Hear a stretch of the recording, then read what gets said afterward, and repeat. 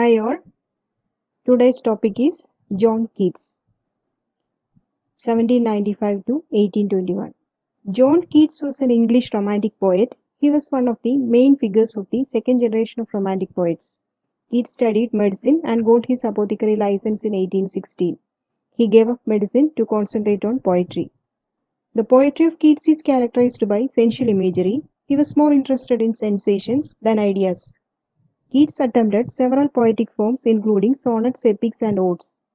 Unfortunately, he did not obtain any of his fame till his death.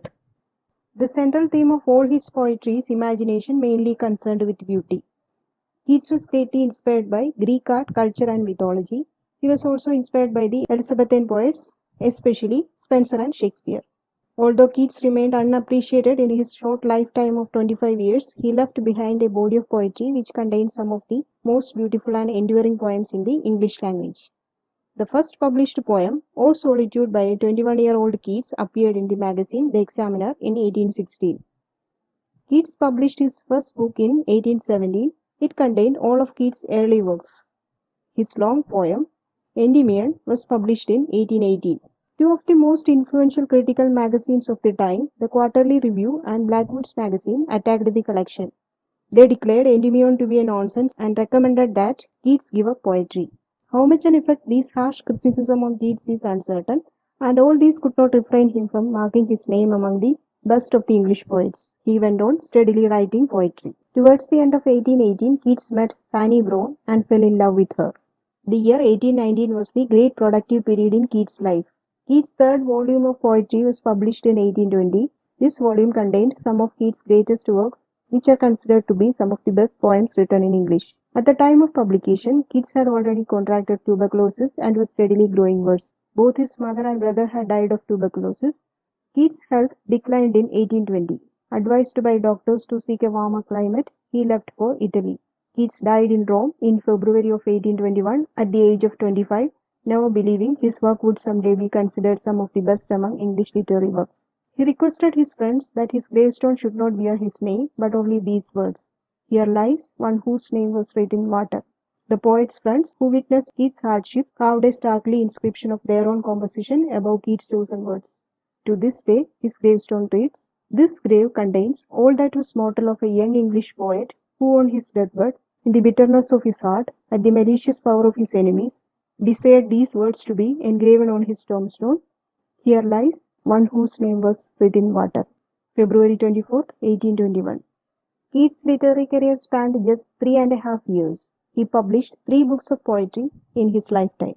The first volume, Poems, was published in March 1817. It was dedicated to Leigh Hunt, editor of the magazine The Examiner. It contained 31 poems including sleep and poetry, and on first looking into Chapman's Homer. It was written after reading Joe Chapman's 17th century translation of Homer's Odyssey. His second volume, Endymion, was published in April 1818. It was severely attacked by critics and sold poorly. It was a mythological poem on the love of shepherd Endymion for the moon goddess Cynthia. The poem consisted of 4 books and was the most voluminous work of Keats. It was dedicated to the memory of Thomas Chatterton, an 18th century English poet. Keats' third volume, Lamia Isabella, The Eve of St. Agnes and Other Poems, was published in June 1820. It contained 13 poems including the great odes of 1819 and Hyperion.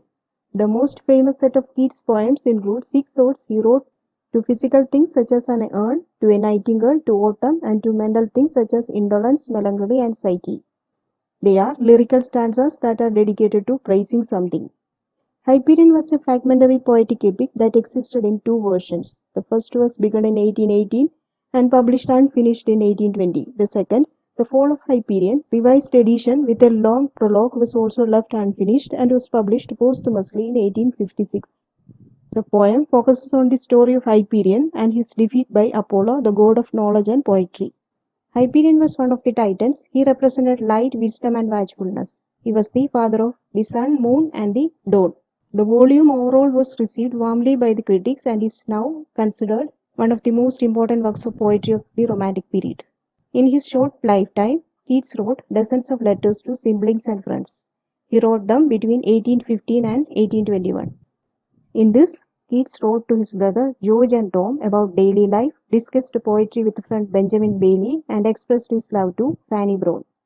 These letters reveal him as an affectionate brother, a faithful friend, a passionate lover, and a powerful literary critic.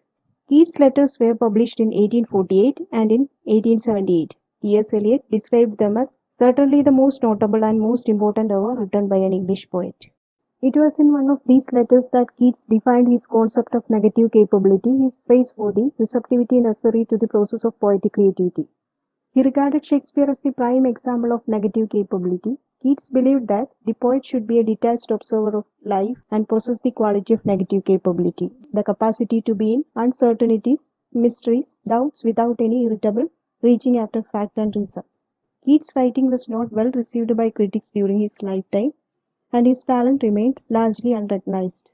Grief and hardships never destroyed his passionate commitment to poetry. Today, his poems and letters are some of the most popular and most analyzed in English literature. Although Keats' career was short and his output small, critics agree that he has a lasting place in the history of English and world literature. That's all for today. Thanks for watching.